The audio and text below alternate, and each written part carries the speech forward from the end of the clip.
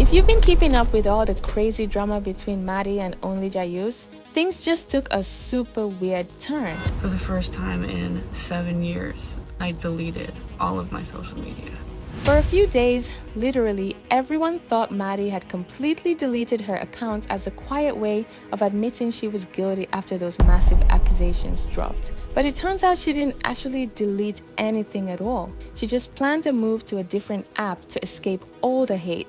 She's posting these incredibly slow, unsettling updates where nobody can leave public comments under her videos, completely changing the vibe of how she usually acts online.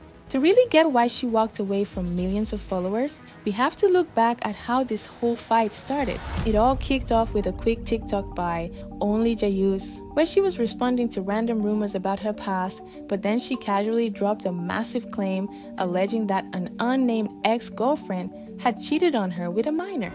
No! I got cheated on! With a minor, and y'all still support them! Even though she didn't name drop anyone right away, the internet instantly put the pieces together, and OnlyJayus basically confirmed it was Mattie by replying to comments directly under that video. Naturally, Mattie's comment sections got flooded with hate, which led to Mattie dropping a defense video that at first worked perfectly.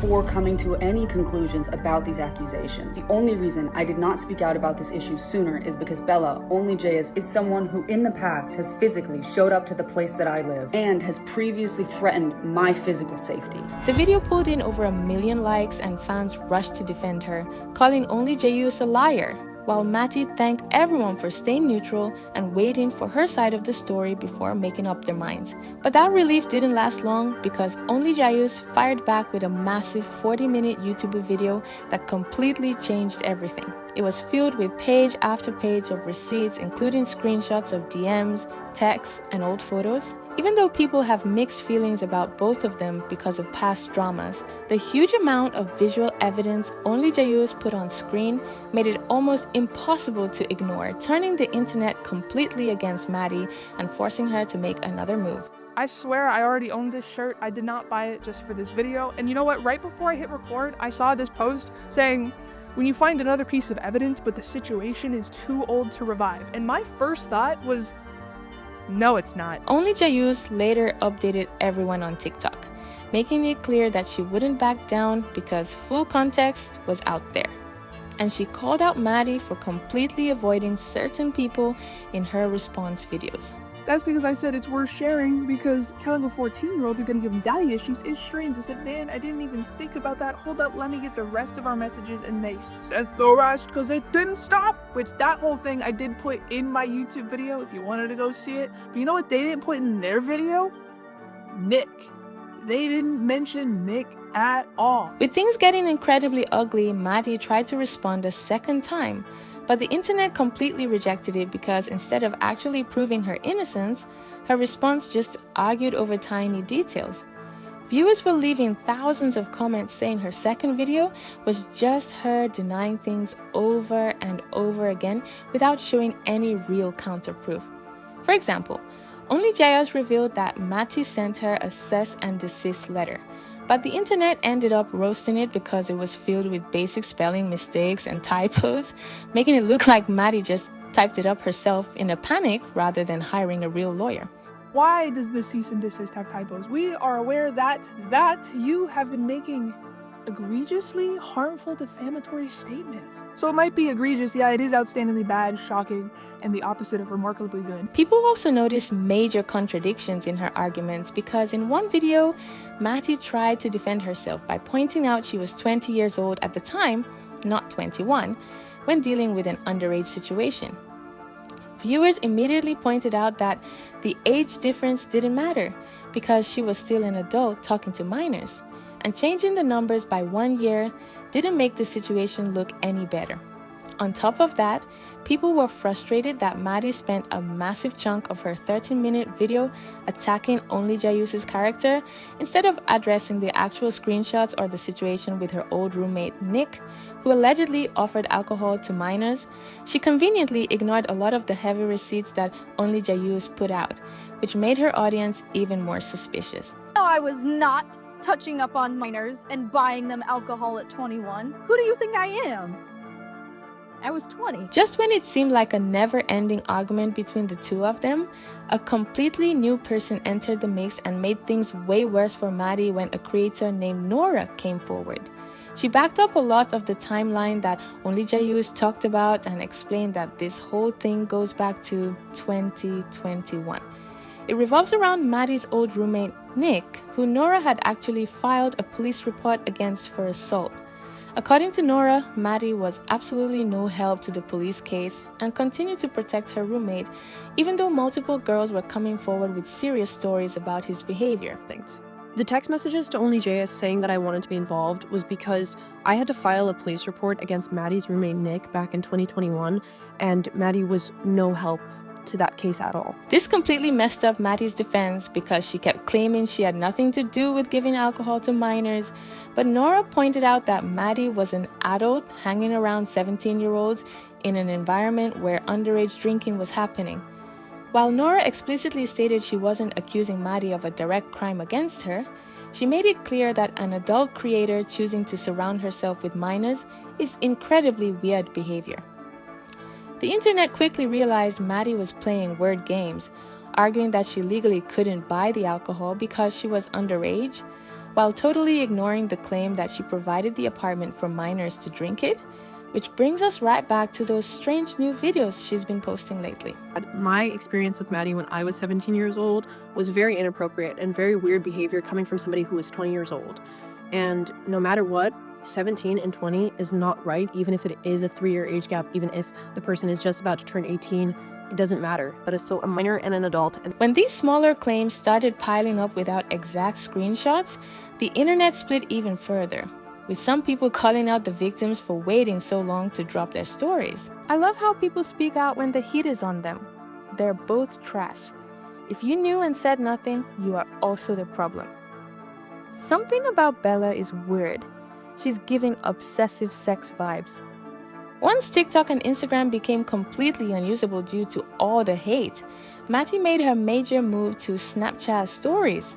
This is a classic move for influencers in trouble because Snapchat doesn't have public comment sections, acting like a shield so she can talk directly to an audience without seeing thousands of people calling her out in real time. But the weirdest part of this whole situation isn't the app switch. It's how much Mattie's actual personality changed. Because if you've ever seen her old content, you know she is normally bursting with loud, fast-paced, high-energy comedy. She used to make very wholesome, lighthearted videos that were super highly edited. So I just got a new car, and right now she is not equipped to survive the apocalypse. There's nothing filling her up. So come with me to grab the supplies. Oh my gosh, it's quiet today. First up, we have Midol in case my uterus decides to go to war. But the videos coming out on Snapchat look like a completely different person because Mattie is just sitting quietly in a car or walking through an empty apartment, speaking incredibly slowly and with almost zero emotion. The colorful, loud energy is entirely gone, replaced by a flat voice and a lot of anxious shifting and looking away from the camera, which has viewers speculating that the reality of her ruined reputation is finally hitting her hard. She talks about basic things like moving or groceries, but her face looks completely blank and people are saying it looks like all the energy has been completely sucked out of her. Hopefully there's only another couple days left of this. It's getting exhausting driving so far every day to get back and forth between my new and old place. My parents are flying in today, which is really, really exciting. The absolute craziest part of this whole story is what Mattie did after letting the internet believe she deleted her entire online presence. After a few days of total silence, she hopped back onto Snapchat to announce that everyone had completely misunderstood her because her dad saw all the rumors online saying she was gone for good, which forced Mattie to clear the air and admit that every single one of her accounts with millions of followers is still completely active. She just deleted the apps from her personal phone to stop doom scrolling. I had a conversation with my father, and it seems as though I need to clear up that I did not delete all of my social media. Go to any account I've ever made, girl, it's still up. I just deleted them from my phone because I needed a break. This changes the entire situation because it proves that Mattie isn't quitting and she's just taking a break to let the heat die down so she can make a comeback later. While she's hiding out on Snapchat keeping the door open, the internet is uncovering wild details behind the scenes because reports have surfaced claiming that someone is paying a massive financial reward to get OnlyJayus' content completely taken down through copyright and reporting strikes.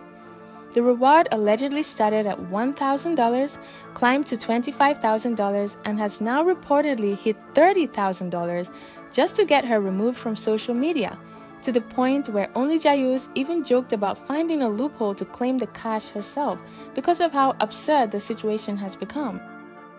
Went from $1,000 to $2,000 to get a video taken down of mine, and upping it from $25,000 to $30,000. $30,000, half your net worth, to remove my account. I have connections at TikTok, and I've already talked to them. I'm very much considering deleting my account, getting the money, and then just reinstating. As the drama continues to drag out, the internet has become completely divided, and honestly, a lot of people are getting toxic. On one side, people are looking at OnlyJayus' past internet controversies, like her history of using racial slurs as a teenager, and arguing that she shouldn't be trusted or supported. Mattie has also fired back by claiming their past relationship was incredibly toxic, alleging that OnlyJayus once threatened to hurt herself just to blame it on Mattie, which adds another messy layer to the whole debate. And I did call attention to Bella's behavior towards me because it shows that Bella is consistently tormenting my life and refusing to take accountability. Because of this, a huge chunk of the community is stepping back and saying that both creators are entirely in the wrong. Viewers are questioning why these screenshots and stories are only coming out right now, while others are pointing out that a person's past bad behavior doesn't mean you should automatically dismiss potential victims who are coming forward with real receipts. People are realizing you can strongly dislike both of them while still looking at the evidence clearly. With Mattie hiding out on Snapchat and OnlyJayus hinting that more could be on the way if this goes to court, it's clear this fight is far from over. But I want to hear from you guys. Do you think Mattie's break is a sign of guilt, or are people completely overanalyzing her videos? Drop your thoughts in the comments below. Keep it respectful and let's talk about it. If you made it this far, please subscribe to help the channel grow.